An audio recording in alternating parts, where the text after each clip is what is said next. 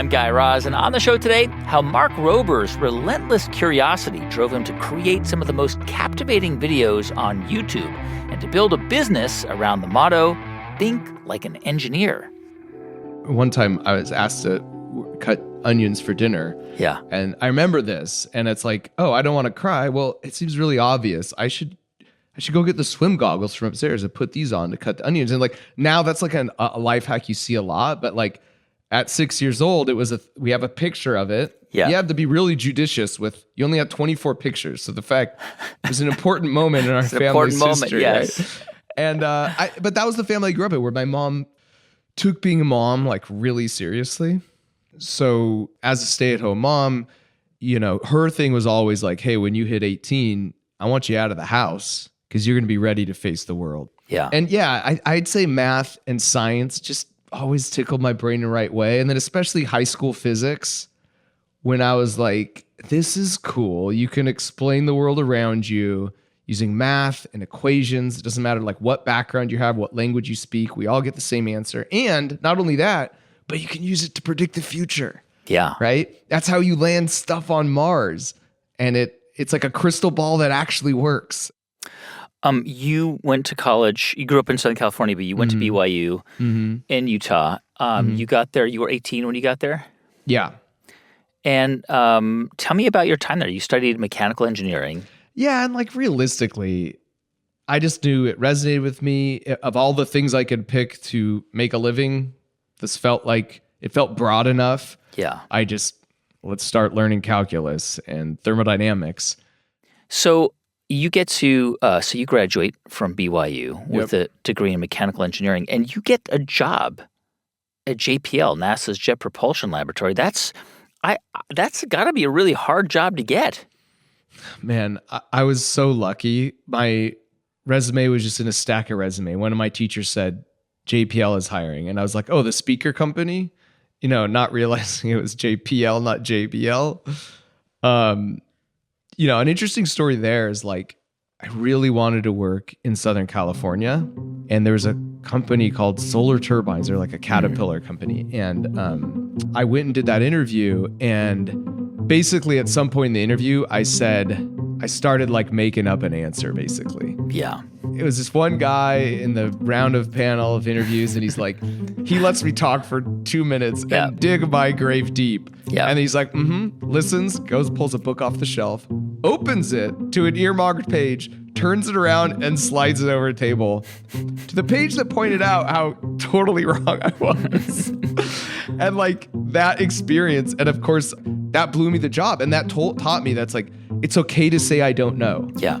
And so we went to JPL and did this whole round of interviews. There's a guy named Don Bickler, invented the rocker bogey system, and they put you in his room, they give you a whiteboard marker, and you have an hour, and he just asks you a bunch of questions. And 2 or 3 times in that interview, I was like, you know what, Don, I just don't know. I don't have a lot of background on this. He's like, okay, great. And he moved on to the next thing. And at the end of that interview, my future boss came, to come get me, and he's like, this guy's great. You should hire him. He's awesome. And I was like, I'm so grateful it worked out that way, because it's much more interesting to say I'm a former NASA engineer as opposed to I am a former Caterpillar employee. So you get a job at JPL, and I mean, these are the people responsible for landing the Mars rover onto Mars. You were there, I think, for what, 7 years? 9 years. 9 years. 7 of those were working on the Curiosity. On the Curiosity rover, okay. And tell me about, what did you sort of do on a day-to-day basis? Yeah, so I started out as a designer, so like, using CAD to design parts as an engineer. Yep. And then eventually I transitioned to what's called a cognizant engineer there, which means that like you're in charge of a chunk of the rover, right? So my chunk was this hardware on the rover top deck where the arm would go dig in the dirt, and then it would need to come and put the sample into the belly to do the analysis. Your job was that arm. I was the door. Sorry, I was the door, the interface between the arm and the belly. Got it. This is the door that has to open so the arm can go out. Yeah, this is the door that has to open so the sample that the arm gathers can be put into the belly of the rover. Okay. So if it doesn't work, it's a bit of a bummer. There's say no that samples much. there's no samples to analyze. Yeah, you could do some analysis out on the end of the arm, but some of the core science we wanted really came down to these doors functioning like a door. So you got to be really good at building a door. I'm so good at doors, guy. That's kind of my thing, especially like Martian doors. But these are like small doors, just like with little hinges. Yeah, exactly. But it's one of those things that you don't realize until you have to send, like once you send something to space, you can't fix it, right? Right. And if you're designing something on Earth, it's a lot cheaper because who cares if one bolt has a stripped thread, just grab another one from the drawer. There's no penalty there, right? Yeah. And so when you were at NASA, I mean, did you see yourself as kind of a lifer when you were there? Did you imagine that this could be where? Yeah. 100%. Because I'm sure a lot of the people there are lifers because it must right. be an amazing place to work. It is. That's 100% true. And I had no problems working for the man, right? Like I kind of liked going in and just having a team and just being part of a bigger thing, right? Whereas like a lot of people are like, I've got to do my entrepreneurial thing because I can't, but that wasn't me. So I totally saw myself as a lifer. As a lifer, yeah. All right, so you're working on the Curiosity rover for a long time. I mean, this is going to be sort of the crowning achievement of your time at JPL because, of course, it would result in the Mars rover successfully landing on Mars and doing what it needs to do. Meantime, I'm curious about making videos.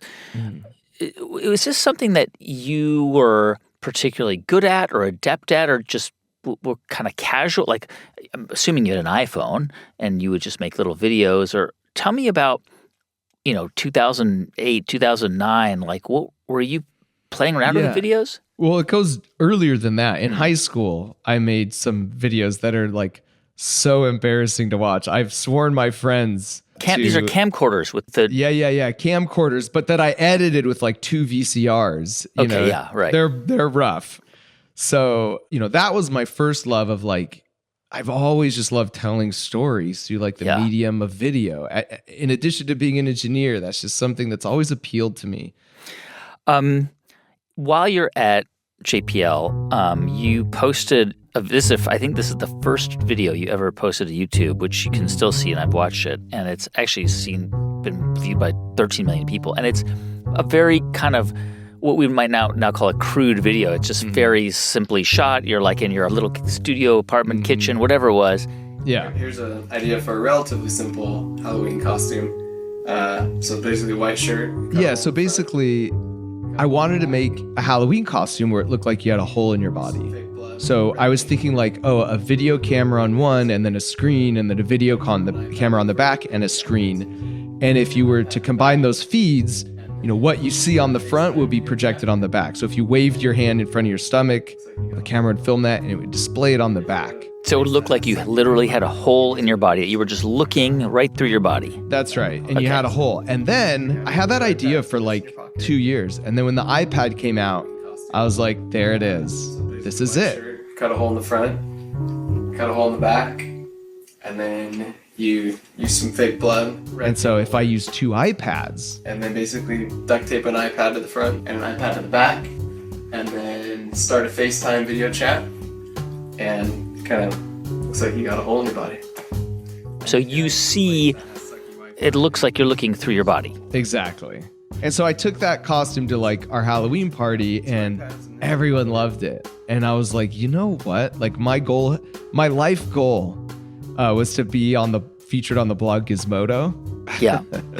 That if I could do that, I would have made it. And so I was like, this is my chance. Yeah. There's this kind of newish website called YouTube. I should upload this video there. And the next day it had like 1 million views. It was on the front page of CNN.com. CNN, yep. But you just put this up there because you thought it was funny or interesting. That was it. That was the only... Yeah, and I wanted to get on Gizmodo, guys. On Gizmodo. Did you get on Gizmodo? Heck yeah, I got on Gizmodo. Mission accomplished. I'd peaked. You know? But truthfully, it was such a fun experience. And I was like, you know what? I have like other ideas. Like, what if every month I uploaded a video? And this is back when you couldn't make money off YouTube. Right. There was no creator fund. There was no creator fund. There was no like idea of sponsorships. It was just like, uploading content for the sake of spreading cool ideas, right? And these are just like fun. Like you would get an idea, and you would say, "Oh, let me see if this will work, and let me make a video." And that was basically it. I mean, at the beginning. Yeah, that was it. And even to this day, I try and hold true to this. The more you're doing it with like just junk you have lying around the house, the more it resonates with people because it's like, why didn't I think of that? That's so clever. I can actually do that, right? There's this idea of relatability, especially as it pertains to something like complicated like engineering or physics, right? Like to this day, that's my North Star of just like relatability. If I can get someone who doesn't consider themselves to be mathy or sciencey to get it and have that aha moment, like I know I've succeeded. Did anybody know, or was at the time, were they aware that you were making videos that were increasingly becoming popular, or how did they react to you? Were they like, oh yeah, that's so how's your little video thing going? Like what? Yeah, I would say, back then, yeah, it was just kind of a fun thing. Like, oh, do you have a video coming up? I don't think anyone was actually watching them. I was getting like 50,000 views a video. And that was like huge for me. In fact, what I did, anyone who posted the iPad video, any news site or blog, I got all their information. And every time I released a new video, it'd be like, hey, Jeff, you posted my iPad video and it got you this many views. I just released another one. And I had a list of like 50 people I would send it to. But it's clearly you were experimenting with cameras, and it was fun. I mean, probably the video where you were recognized or noticed internally was when the rover landed on Mars. You did a whole video about the people behind it. But what I think makes JPL really great aren't its robots, it's the people who build them. I can say this because I met a lot of them in the 7-year span I got to work on Curiosity at JPL. And you just kind of made that. You just put it out there. You didn't ask for permission, presumably. No. I'm a different person now than when I started. It is like the personal side of doing something like that, right? Because like in the time I worked on the rover, my mom passed away from ALS. I had a son. So it's like so much is wrapped up in 7 years of your life to all come down to like 7 minutes, and either it works or it doesn't. I tried to capture here exactly what it felt like. And even still, like, I'm literally pinching my finger right now so I don't get emotional on you, but it's like that first picture of the rover come back from like the HAZ cam, which is very low res, black and white, of just the shadow of the rover on the Martian surface was just like such a moment in my life that like I'll never forget. Touchdown confirmed. We're safe on Mars.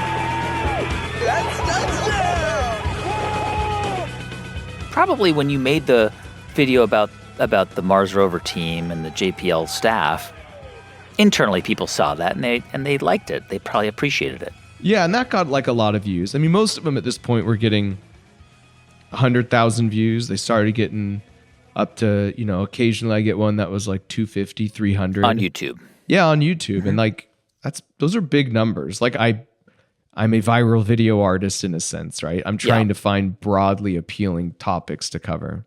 But it seems like there was an entrepreneurial kind of itch inside of you, right? I mean, you're an engineer at JPL, but you're also a guy that like came up with an iPad hole in the body. Yeah. And this actually led you to patent this design for a Halloween costume. I wouldn't say I'm an entrepreneur. I'd say I'm a slave to these ideas that come into my head. And once they come in, Guy, if I don't try and follow through with them, they just eat away at my brain. So you decided to turn this iPad thing into like a side hustle? Yeah, basically with the iPad costume, people were like, cool idea, bro, but I don't have $1,200 for a Halloween costume. Right. And so it's like, all right, fair enough. So I was like, what could I do?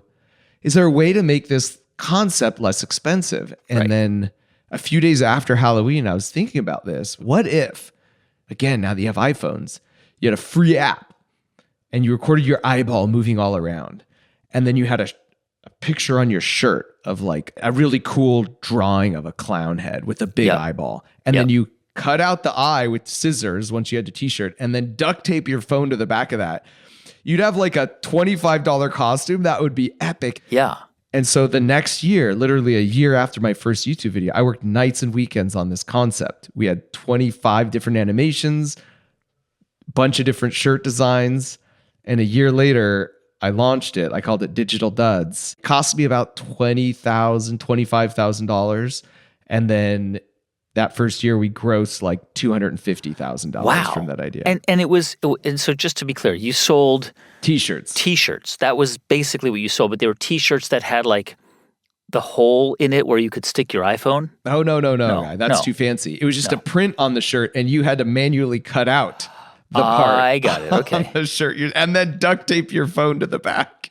And the eyeballs looking all around the room. Right. And okay. it was really trippy to because people. that was the app that you got. That was the app, and the phone, the eyeball was on the phone. And so you put in $20,000 to do this, and then how did you advertise it? Did you make another video? YouTube video. So that's like my history of like advertising through a YouTube video, basically, right? And you got $250,000 you made in revenue. In revenue, but at the time, like I knew nothing about what margins are or how to anything about a business. So in the end, by the time we went to a trade show and demonstrated it to like the Halloween community, we literally broke even on it. When you say we, who was the we? Was it okay, you? Just me. I'm just using the royal you're we. Using the, okay.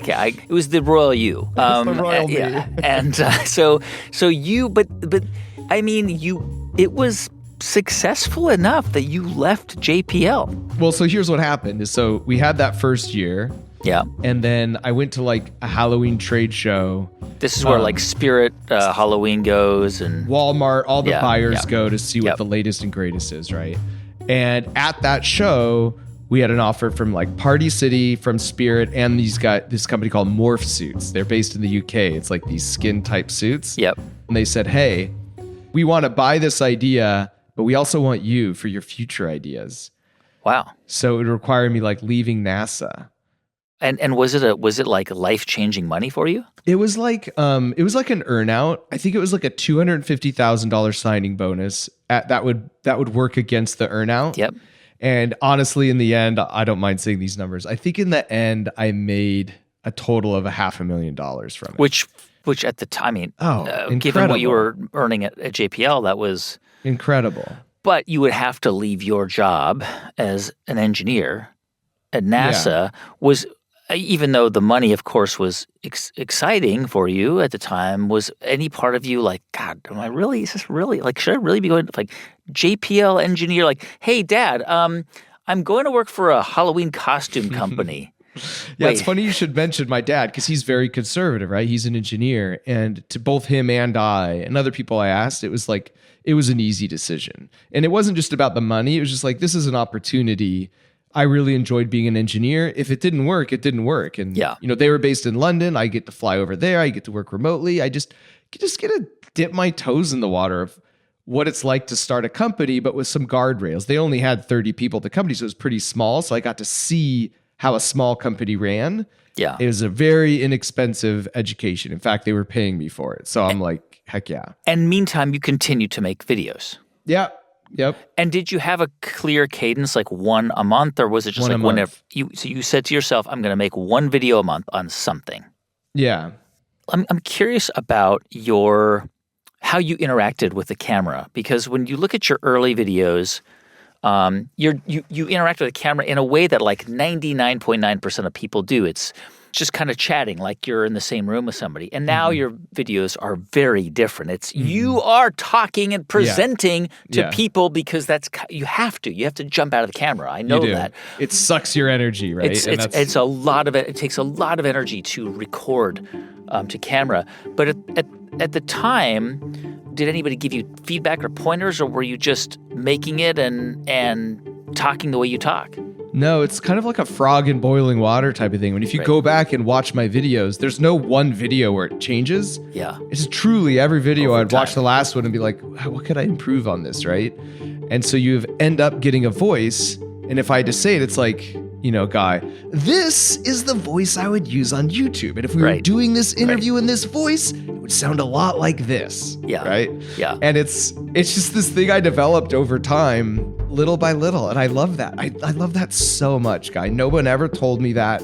It's just like personal improvement on a very, what turned out to be large stage. Yeah. And I just love that, because a lot of people are like, well, I'm not good at X. It's like, yeah, guess what? Neither was I. Go back and watch my first video, right? Yeah. I talk about this being like the Super Mario effect, where it's like no one ever picks up a video game and falls in the first pit and is like, I'm so ashamed, I'm just not good at this. They're like, no, I remember there's a pit there.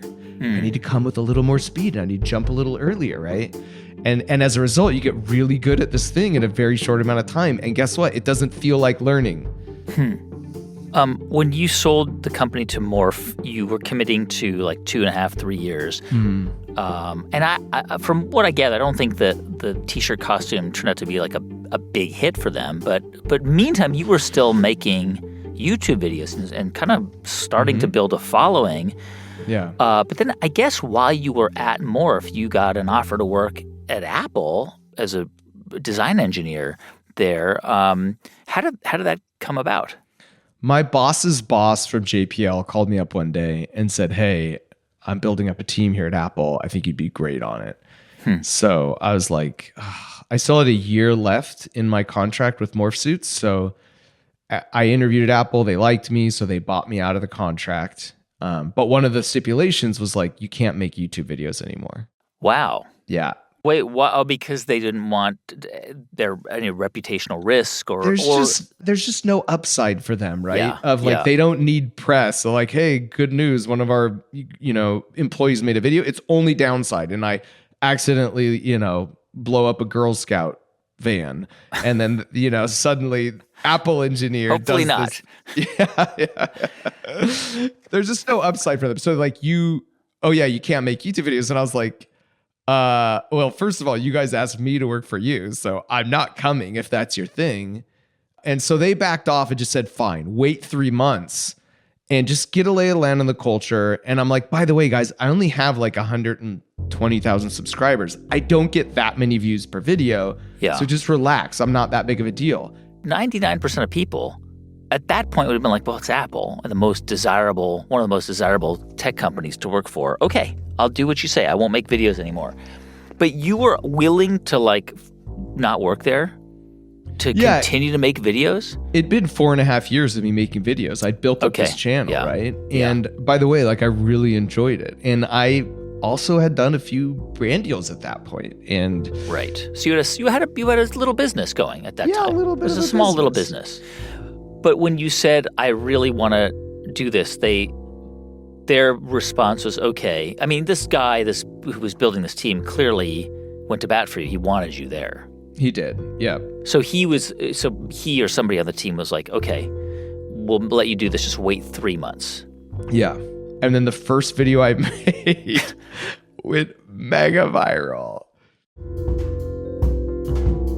When we come back in just a moment, if you've ever wanted to jump into a swimming pool full of Jell-O, well, Mark will tell you exactly how that is done. Stay with us. I'm Guy Raz, and you're listening to How I Built This.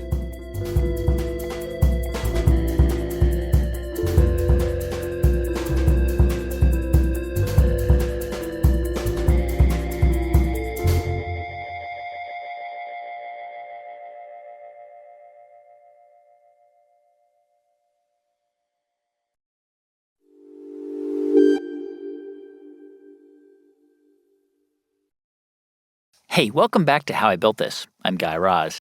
So it's 2015, and just 3 months after Mark starts working for Apple, he has his first viral video. And you really have to see it to fully appreciate it. But basically, he's sitting down with a group of kids with a watermelon on a table in front of them. And then Mark slides off 2 halves of the watermelon rind to reveal a perfect red oval of watermelon flesh. What the heck? It looks like a pill. Oh my gosh, what the? You want to know how I did it? How? And of course, the trick is you just have 2 watermelons that are about the same size, You cut one in half, carve it out, and the other one you just slice off all the rind and like polish it down with like a Brillo pad. The part is Yeah. now you can put it back together. And you blow people's mind at the party. Watermelon average prep time is about 10 minutes, which is less time than making most other summer party dishes like gross and lame potato salad, which, let's face it, nobody really likes. And that video actually, because I had my niece and nephews in that, and I was kind of like pranking them to see how they were like, what? You know? It was the first of many times that I would prank them. But Jimmy Kimmel saw that video. He sent me the email like a couple months back, and he said, hey, this guy could be a good recurring guest. And he never does that. Usually it comes from the producers. Yeah. And Jimmy Kimmel says, come on my show, come on what's his Jimmy Kimmel Live. Jimmy Kimmel Live, yeah. He invites you onto the show? Yeah, and then I asked permission because it's like and it went all the way up to, I won't name his name because you know his name. He was a senior VP at Apple, and he said, we should be focused on making great products. That was his answer. and it actually had the opposite effect because it emboldened me. I'm like, aha, he in writing is not willing to say no, which means he can't say no. So I just did it, and that was a very good decision in hindsight.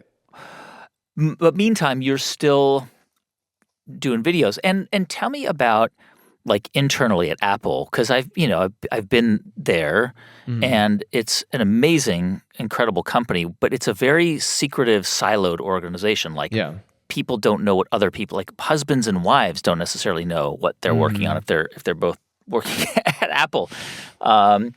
So how did people start to react? Yeah, I started getting like street cred around Apple, and people thought it was cool, and like people quite a few levels above me in the food chain would call me into their office just to like chat, and I was like, okay. People just started to recognize me on the street, so it started to be a thing where it's like, all right, there may be something here. At this point, maybe I had like, I don't know, 1 million subscribers maybe. Mm-hmm. And 2017, you made a video that is now famous for people who know your work, where it's a dart. You engineered a dartboard that would move to where you threw the dart, and you could essentially hit a bullseye every time. How did people internally at Apple start to respond to you? Because, this is really when YouTube starts to turn, where That's right. you start to see YouTube celebrities emerge. Yeah, and that one specifically, I think was a brand deal for like $40,000, which to me was like really big money, like to make that much money on a brand deal. So I started to make more money on YouTube than I was at Apple, for starters. And that money presumably financed that, creating that dartboard, because I think you spent 3 years trying to build a dartboard that would move to wherever you threw the dart. So it required a lot of really complex technology and money to do it. Well, but like the money was like, the trick is like find existing technologies and synergize them in a way to make off the whole off-the-shelf stuff, and then so we use Vicon motion capture systems. And that right there is like 90% of the problem. Once you can track this dart with retroreflectors through the air, then honestly, it's from a bird's eye view, it's simply y equals mx plus b. From a side view, it's simple parabolic motion, and you're just solving for the xy coordinates of the board. Now, obviously, that's an oversimplification, but not by that much. So then it's just a matter of just putting it together with some code in MATLAB and building the hardware for it. And you would do this like in your garage? Yeah, and also I would work with buddies too. Like that one specifically was a guy named John, who I knew he had very specific experience with that. So we'd kind of work together, but I started to get to a point where like he would be turning the bolts, and that's how I could work my full-time job. How do you, any business starts out with an idea, right? And multiple ideas, and eventually there's an idea that lands. How were you getting ideas for what to do? Like the dartboard one, for example. Like, did it just pop into your head, or? I don't have a great answer to this. Yeah. I get this question a lot, but it's like the ideas part is the part I find easy. And I think the answer is like my brain is just never turned off. Yeah. You're just always a conversation I could be having, and I start spacing out, and then people are like, oh, you want to do a video on that. I was like, Of course, that's so good. So I've always had about a year's worth of video ideas out in front of me as a runway, including now. We're working on videos that we will release a year from now. 12 of them. So tell me about your life, because this was not like, even at this point, you were not building a business. You were an Apple employee, right? Yeah. At a certain point, right? You're watching your subscribers go up. You hit 2 million subscribers. Yeah. In your mind, do you remember thinking, maybe at a certain point, I need to just focus on this full time? I had a few fears. A big fear, like I said, I'm a fan of the side hustle. Yeah. So like a big fear is like, as soon as this is my real job, does it suck the passion out of it? And is it then I feel pressure to do this as opposed to like, I get to do this on my free time because I love it, right? Another fear was that it would just feel very isolating because I had such good camaraderie with my team at Apple, same with at NASA. I really like being around the people, and it's like, then is it just me surfing the web at home all day? And it just feels, and both of those turned out to be like very unfounded. At what point do you remember realizing that this could be a viable stream of income, like this could support your life? I think a big factor in the end is I ended up doing, so I went on Jimmy Kimmel's show once, right? Yep. And then they're like, one of the producers like, he kind of likes you. Like, he really likes you. And I'm like, whatever, you say that to everyone. And then by like the fourth time I went on, I was like, I think he does like me. Like, we're both kind of pranksters, right? Yeah. And eventually he was like, hey, dude, I think we should do a TV show together. And for Discovery Channel. And we called it like Revengineers. Mm-hmm. That was like the moment where it was like, this is just a lot. I'm going to have to take 3 months off to film. He had approached you to make a show while you were still working at Apple. Yeah. I was still working at Apple. Yeah. And this was on the, I guess we should go into the stories, on the strength of this famous Glitter Bombs video you made, which was designed to take revenge on somebody who stole packages, your Amazon packages, from your front door. Yeah, someone came and stole a package from my porch, and it just felt so powerless, like all of us who've had that experience. It's a very familiar experience. You just feel violated. Yeah. Police wouldn't do anything, and then it's like, I was like, oh, again, in the mind frame of always to get video ideas, I was like, wait a second. I have the tools, I have the motive, I have the glitter. If anyone was going to make a revenge bait package and over-engineer the crap out of it, it was going to be me. So the idea was like, yeah, you make a package with 4 phones in it because they could record, they could upload footage to the cloud in case it got destroyed. And then when they lift the lid, it sprays like a pound of the world's finest glitter in a cup at the top, and then a bunch of fart spray. Touch, but we keep repeating 5 sprays every 30 seconds until they throw the package out of their car or house before they realize there's 4 phones inside. This increases. They would throw the box out because it was so disgusting, and then you guys could retrieve the box. Yeah. Because you had GPS in there, and then you could download the footage. Exactly. He takes the package and gets in his car and eventually makes it to this parking garage where this glorious sequence unfolds. No way! Look at that, dude. Look at my car, dude. Everything. Literally That video really was what I guess triggers Jimmy Kimmel to say, hey, we got to do a TV show, a prank show getting revenge on people who do bad things. Yeah, they wanted me to come on the show for like the 5th time. I would do like pranks you could do with like junk lying around your house. And he's like, that's where he said like, hey, why don't we take this let's not even do something for my show. Let's do a TV show together. Where it's like, yeah, you engineer some way to get back at people who are violating social norms. So you don't pick up your dog's poop. We build like an autonomous robot dog to like fire that poop back at you.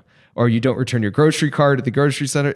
Small social violations, but we have an army of robotic shopping carts that will like chase you through the parking lot. So let me ask you from just a personal perspective, right? Because in 2019, I think you decide to leave Apple. And I think by that point you had like 10 million subscribers. 10 million subscribers, right? Which is, and you were still an employee at Apple. But I wonder whether, you had, a personal life. You've talked about your son on your channel, and he was born with autism, and presumably that required some stability for Sure. therapy and other things that were involved. Was a part of you, I don't know, worried about leaving the stability of Apple? I mean, even though 10 million subscribers is a lot of people, but Yeah. I don't know, was there any uncertainty, like you thought, this could just all dissolve one day? Totally. But it was like, I've always been pretty conservative in my decision making, and like we had enough runway and enough deals on the horizon that it's like, I know I would at least have a 2 or 3 year run at this. And if it failed, like I could always go back and get another job, but I may not always have this opportunity in front of me. You were doing, up until this point, everything pretty much. I mean, you were having friends that would help you build things, but you were filming and editing and scripting everything yourself? For the most part, yeah, that's true. Why? I mean, a big part is like, because I enjoyed it. Yeah. And this is a problem a lot of YouTubers do, where it's like, they see a little bit of success. So it's like, well, what's the playbook say? Okay, I need to hire a manager, and I need to hire 5 editors and a video guy and a script guy. And then you're left just being a manager of people. And then they're surprised 3 years later when the content's changed because it's lost its heart. They hate it because they feel like they're just a manager, and the money's not there because the public has seen that the content has changed, right? So I was just like, why would I give up the thing I loved? Which is like, to this day, I still write all the videos and I spend probably 60 hours in the edit. And I'm never going to give that up. Like, why would I? I'm happy to not make fewer videos and do what I love than to just be a guy who just like manages a team. So when you left Apple to go full time into YouTube, who was like doing business development? Who was looking out for, I mean, at that point, did you sign with an agency? Because there's a lot of incoming emails and messages, and you're also filming and writing scripts and editing. You couldn't possibly have done all that by yourself. No, that's right. Like, no full-time employees, but like I had a management company who'd been bringing me brand deals for 5 years, and they were continuing to bring me brand deals, right? And so they would just tell me, hey, you have to say this at the end of the video, okay? And then the check would show up in my bank account. And then eventually, I can't remember the exact year, I hired my first employee. Yeah. Someone to just help run errands and do little builds and help set up tech stuff and get the cameras rolling, stand behind the cameras and help me get focused. Just one person to do all that. You basically were like, I don't want to manage people. I want to just make stuff. Yeah, that's right. And to this day, now we have like 60 employees and still only one person reports to me and everyone else reports to the other person. Yeah. So you leave Apple, right? And this is 2019. And you've already at this point, I mean, you've hit 10 million subscribers. So you're at this point a big YouTuber. When did you start to realize, or I know your videos to my kids, and I think a lot of kids are part of your fan base, right? By the way, do you think it's primarily kids? I mean, the analytics on average, it's like a 23-year-old is like my median watcher. It's kind of tricky because some of those kids watch their parents' accounts. Yeah. But I could just say when walking around, if you're under 30 years old, definitely more than 50% chance you know who I am. If you're under 20 years old, it's probably 90%. If you're over 35, it's like 10%. And that's a function of, do you have kids? I'm curious about how you thought and think about what you represent. Did you want and do you want your videos to be seen as educational, as something that kids or even adults can learn from? Like, are these basically physics videos? I'd say what I am is like the gateway drug to like that aha moment. Like that lovely feeling of just like learning something new and being like, that feels good. I want more of that, right? So I think I hide the vegetables is what I like to say, right? Where it's like you learn about parabolas from an automatic bullseye dartboard, right? And so it's like there's the cool story, it's the clickbait title and thumbnail to bring you in, but once you're there, once you click on that video of the 15-ton Jello pool and you're in, then you better believe I'm gonna sneak in a little chemistry on you. And so that I just want to reach as many brains as possible with that message, which by the way, Guy, you better not cut this out, but you do it too. Of just like they learn something and they don't realize they're learning something. Thank you for that. You're talking about Wow in the World, my kids' show. Thank you for saying that. That's what we try to do. Because every episode actually comes from a peer-reviewed scientific journal article. We just turn it into a cartoon for kids' ears. It's amazing. I'd love for you to sort of like walk me through all of the work that leads up to starting to put together. Like, let's talk. So, well, this is amazing because I don't know anybody who hasn't dreamed of jumping in a pool of Jell-O or hot fudge, or like I remember when I was a kid, we'd be in the pool and somebody said, "What'd that be like to jump into a pool full of marshmallows or Jell-O?" And you, of course, did too, and you decided to see if you could make this happen. Now I'm thinking, This is the world's first ever actual pool of Jell-O. oh, no problem. You just get a bunch of like I think most people like you just get a bunch of Jell-O powder boxes, and you just throw a bunch of water in there and. And while it may look simple, it's actually a very difficult engineering challenge to pull off. So difficult. And you're right, that's everyone's intuition until you actually sit down and do the math and scale it out.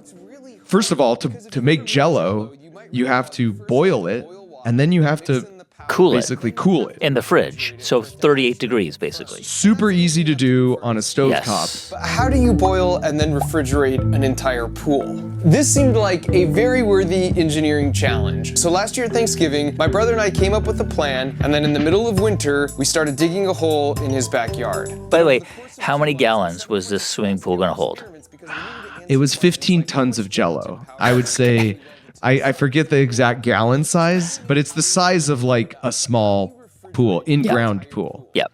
So first of all, how do we cool it? Well, I was like, my brother lives in Utah. We installed a thermometer, and starting in January, we tracked the temperature in his backyard every night. And then got actual gelatin from a cooking supply company. And then we used potential energy because we'd boil them in these 55-gallon drums, open the spigot, it would drain into the pool. So basically, the idea was, let's just make this in layers. We'll pump up the Jell-O mixture in layers, and we'll do it at the right time at night. So overnight, it'll chill it. We didn't want to waste actual food, so this is just water and gelatin powder and food coloring, but there's no sugar. I lost 10 pounds filming that video because I was so nervous. And at that point, I couldn't fail on this video. It had to work. It had to work. Because there was lots of videos online of Jell-O pool, and then it's like it never solidified. It's super unsatisfying. And I have a reputation on my channel where it's like I will deliver on what the thumbnail promises. And so this one was very binary. It either worked or it didn't. You had to have that shot of somebody jumping onto the Jell-O and sort of like staying on the surface. Yeah, the belly flop onto the surface. And we got it. And you got it. What did it feel like, by the way? Like swimming in snot. You go in, it just like fills your nose, and like to this day when I smell that smell, like my brother still has some of the 55-gallon drums in his backyard, and if I go by there, it's like 10% good memories, 90% like, ooh, that was a rough week. Because gelatin is basically pig bones, so it can get stinky. It's not a great smell when it's burning. Yeah.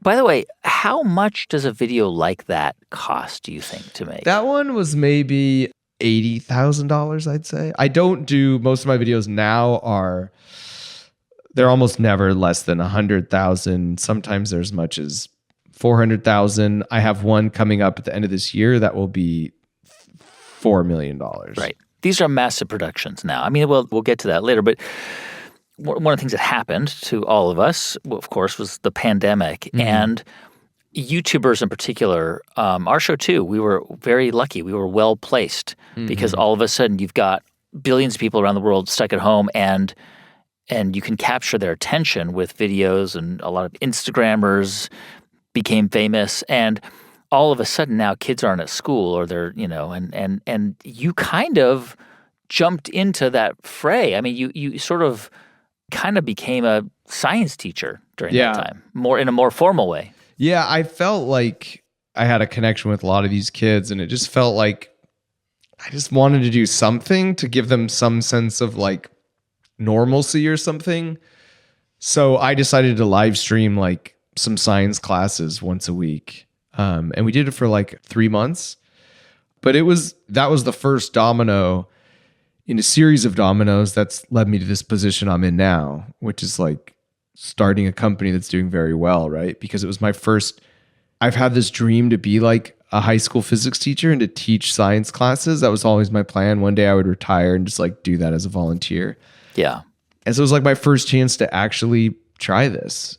I read something that you said in 2021 where you were like, I kind of see what I do as a business, but not really. If I saw it as a business, I'd have a bunch of people working. Like, you did not tell me why you didn't see what you were doing as a business, because now by 2021, I mean, just from YouTube ads alone, well, let's say YouTube ads and sponsorship, I mean, you were bringing in a substantial amount of money. I mean, millions of dollars a year. Yeah. So did you see yourself more as like, I don't know, like an actor would see themselves, or a performer rather than somebody who was actually running a business?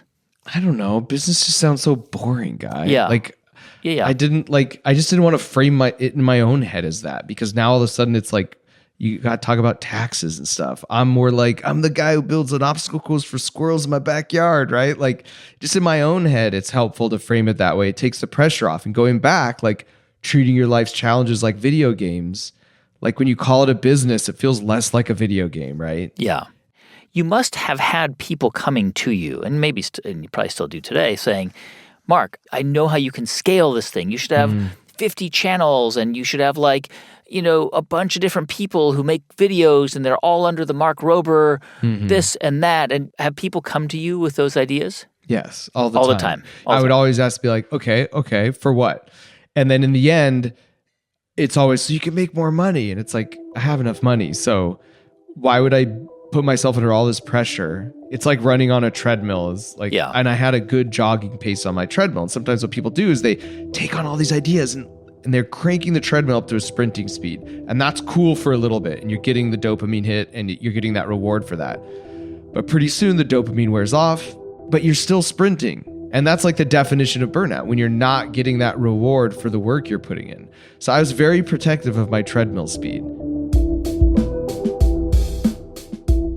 When we come back, why Mark eventually decides to speed up the treadmill and sell subscription science boxes to kids.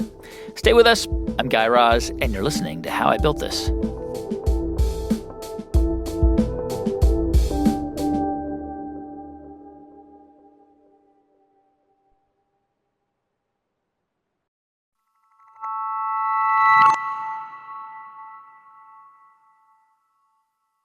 Hey, welcome back to How I Built This. I'm Guy Raz. So it's 2021, and Mark is getting more and more known as a YouTube personality, but he's about to add something new to the mix: subscription boxes for kids and a company to sell them, Crunch Labs.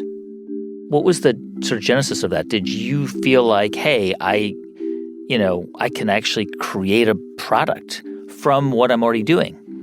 So there's two genesis from it in a sense. One is Jimmy Kimmel and I did a live stream for my son to raise money for autism. This is during COVID. This is, during COVID. Yep. And it was 3 hours you guys did of live stuff. Yeah. A bunch of his A-list celebrity friends, a bunch of my YouTube friends. And we raised $3.5 million or something. And that night afterwards at his house, he's like, you really need to make something physical. And I gave him the standard line I give everyone where it's like, why? So I can make more money? I'm fine. He's like, no, not so you can make more money. You could just reach more kids with your message. And it's just a different experience to physically put something together, to be in the trenches versus just passively watching a video. So they're going to bed that night. I was like, for the first time, I'm like, man, I think he's kind of right. And then in conjunction with that, around the same time, I had created this class with monthly.com. It's now called Studio, where I taught creative engineering. And that did very well for them. And I made a good cut of that. And from that, the guy who founded it I told him I was thinking about doing this idea. And I asked him if he thought it would be a good idea, because he had all the analytics. And he was like, I would pay you $50 million on the spot if you would just do what you're saying you would do and give me ownership. And what were you saying? What was your description to him of what you were going to do? I would just make monthly boxes where they're paired with the video, where I could teach the science of the cool physics that's going on. So Right. kids would get this exclusive video. First and foremost, it has to be fun. Yep. Right? And then beyond that, what's the physics with it? And each one would be paired together with a lesson. We talk about the Kawanda effect relative to this little mini disc launch. And that's when he's like, $50 million right now if you do this. And I was like, okay, well, that's an interesting response. But he confirmed that he didn't, to be clear, did not give you $50 million or finance it, but it gave you the confidence that this actually could work. Exactly, because he had just seen the data and how well my creative engineering class had done. And ultimately what it comes down to is like the best situation you could have for a product is when you have IP along with the product, right? Mm-hmm. Disney does this very well. They launched the movie Frozen, but you better believe there's a million Elsa dresses being manufactured in backpacks and stuff. And basically what I had done is for over a decade, I'd been building this IP. And so there was all this pent up demand for a product. And so in June 2021, the first step I did is I got a product designer I really respected. So for about a year, we worked on the ideas. And then in June 2022, we hired a couple more people, someone to help with like logistics and buying and sourcing from China. Took about, I think, $3 million of my own capital. Mm-hmm. No investors, no nothing. We had 30,000 subscriptions ready to go, like 12-month boxes, and we sold out in like 5 days. Wow. So we were cash flow positive after like 2 days or 3 days. And so this was entirely I mean, by this point you had enough capital, enough cash to self-finance it. Yeah. Was a $3 million investment in this thing? I mean, you've referred to yourself as being conservative when you make business decisions, but did that feel scary? Because it's still a lot of money, you know. Not really, because it was a lot of money, and I'm not sitting on like Scrooge McDuck piles of cash by any means. That was a reasonable amount of my whole net worth for sure. But I just knew we would make enough at least to break even, you know? Yeah. I knew there was some demand there again from like the creative engineering class I did. So I did not think we would sell out in like less than a week. That's for sure.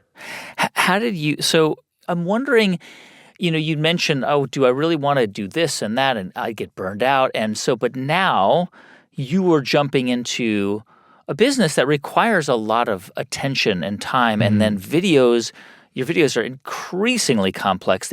I can't imagine how much time just the filming of them. And then you're still doing a lot of the editing. So how were you able to kind of start to do both of those things and manage your time? It just like, I finally was able to hire people. I had the resources to hire good people. And eventually now we've got to the point where like I've hired the person to do the hiring. But that's such a hard role to hire for, right? Because it's like trying to land something on Mars. If you're off by a half of a degree, you're going to miss the planet by 5 million miles. And at this point, Crunch Labs itself has about 50 employees, and my YouTube channel maybe has 10 employees. Wow. I mean, are they separate businesses, or they're not the same business, right? There's maybe like a superstructure, but are they with separate P&Ls and everything? They're separate P&Ls. There's a lot of shared resources, obviously. But like at this point, the YouTube channel is just there to advertise for Crunch Labs. I don't run it to make money. Because I don't make money from sponsorships anymore, because I always just talk about Crunch Labs. Because I realized I see. Okay. It's a lot better for me to build up my own brand and IP. It makes more financial sense. So now, like for example, your latest video is testing if you can blow your own sail. And it's amazing because I feel like just for one shot, you went to like Quito, Ecuador. Like just for one, like you flew to, maybe I'm wrong, but no, it feels like, right. I was like, he just I would never fake that. And my team was like, really? Do we really need to go to Ecuador? Like one stand-up. I was like, wow.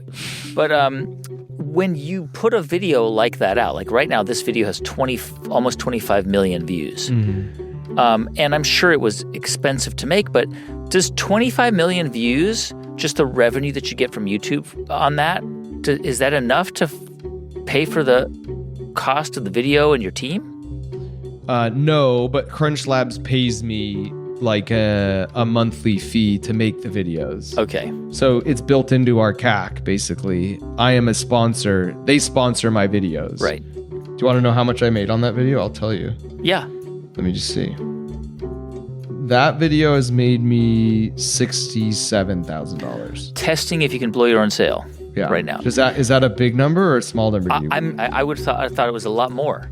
Yeah. 25 million views, and that video must have cost, at least a few $100,000. Here's what I'll say though. That's just that video. Yeah. Whenever you release a video, there's a knock-on effect where then people will see a bunch of your Other back videos. catalog. Yes. So the amount I made the month that I released that is closer to like $300,000 From YouTube videos. from YouTube videos. So that Right. revenue is closer to like, oh, that can keep the lights on and Yeah. pay for this video, right? Yeah. I mean, so essentially, YouTube was the generator of income for so long. You were able to make really good money from YouTube. Mm-hmm. Now, YouTube is really it doesn't matter if you want it to break even at the very least. You don't want it to cost you money, but it's not that important that it makes a lot of money because it's a way for you to also talk about Crunch Lab, which is more important. That's right. And just from a financial standpoint, you can make more with your own business than you can just making YouTube videos and taking sponsorships from like NordVPN. Yeah. And it's like, more importantly, like my ethos on money hasn't changed, right? Like I don't have 5 Lamborghinis and I rent a 3-bedroom townhome. So it's like we're taking that money and we're reinvesting it and doing some really cool things. For example, for the classroom, all of the middle school science standards, we're making like a Mark Rober style video of those to teach them. And we're going to have lessons plans with it for all these teachers. Mm-hmm. And that's probably going to cost like $10 million. Mm-hmm. And we're going to make it free for Wow. teachers. Kind of Amazing. like what Bill Nye did back in the day. Yeah. So we're kind of reinvesting the money into efforts like that. And something like that becomes sort of sustainable or self-financing because of what? Because eventually there'll be ad revenue, or people will sort of discover Crunch Labs, or I mean, there has to be some way to pay for it. I think it's more, truthfully, we have not figured that out yet. It Yeah. feels like it's the right thing to do. Certainly there's a brand awareness play that helps, but that's a gamble and it's a long-term thing. Yeah. Our North Star here for everyone at Crunch Labs is to like reach as many brains as possible. Yeah. And to learn science and feel that it shouldn't be that intimidating. And against that metric, this is such an obvious thing to do. Maybe that, sells more Crunch Labs subscriptions because kids know about it. Right. But the plan is definitely not to like run ads for NordVPN. Yeah. And, like you'd mentioned Bill Nye earlier, and he's obviously an important science communicator and has been for a long time. The boxes, right? They're connected to the videos that you deliver with the boxes where people can watch how to make them. And it's Mark Rober. And so does that matter? I mean, the business depends on you. It depends on your name and your brand and your being in front of the camera. Yeah. And a lot of times, companies start to, one of the ways that they mature or grow, it's not always the best thing, but sometimes they have this conversation like, how do we survive without this person? Like, Right. In your case, does it matter? I mean, because you will always need to be the face of the brand. I think yes and no, right? Because some of the stuff is evergreen. So like once we make our 4 years worth of build boxes, they're done. The videos are done. If we do the videos for the classrooms, like once they're done, and those can live on and hopefully still be relevant. So yes, Physics doesn't really change. yeah, gravity's always going to be 9.8 meters per second squared, at least for the foreseeable future. But that's the nice thing about packaging up a video is like in this time that you and I have been talking, I am in just about 1 million homes, 1 million different views. Of your 144 videos, one of the Of videos the 144 videos, that's right. So I think there's an element like once I get these done, then they can live on and be evergreen. But I agree with you that like you see this as, I feel like it's a downfall when they try and totally pivot the channel and have 8 different people on camera. People don't like it, and it's not what they subscribed for, right? It's not what they came for. And I do feel at this point that it's like what I'm doing is working. And so it's like, nobody touch the controllers, nobody sneeze. Let's just keep doing this until somehow people get sick of it. Mark, when you think about the journey and like where you are now, I mean, you were a lifer at JPL, not that long ago. And here you are, you're on every list of the 10 biggest, 10 most famous, whatever YouTubers. And I mean, when you think about where you started and then, where you are now, how much of what happened do you attribute to the work you put in and the grind, and how much do you think has to do with just the luck of the timing and the people and circumstances? My short answer to that, if you made me give it in half a sentence, is luck is so much about the right time and the right place. I will say this, everything in life is a dice roll. But what you can do is like stack the dice in your favor. Yeah. And so that's very much how I view my success. I do put in a lot of work and I try hard. But so if you put my same brain in 100 different situations on this world, very, very, very few out of 10 million would end up in the position I'm in. I keep thinking about how remarkable it is. I mean, you mentioned that, you made that video at JPL, 7 years working on it. You had a kid, your mom passed away. I mean, particularly your mom, that happened before you became this giant YouTuber. But I love that. Honestly, like to me, it's like regardless of what you believe happens after we die, like this idea that she had no idea. Because it's like she took being a mom so seriously, right? And so I love this idea that no one really knows the full ripple effect of the effect you'll have into life. Because when she passed away, 6 months later is when I made my first YouTube video. And so I think that's also sort of the lesson from my son is just like, just a sec. Is like the measure of success. The measure of success, it's did you leave the world a better place than you found it? Like what is your net positive effect on the world? And so by that measure of success, my son and his special needs buddies and like my mom are just like, giants living amongst us mere mortals. Yeah. And to me, like, I'm like following in their steps, or at least trying to.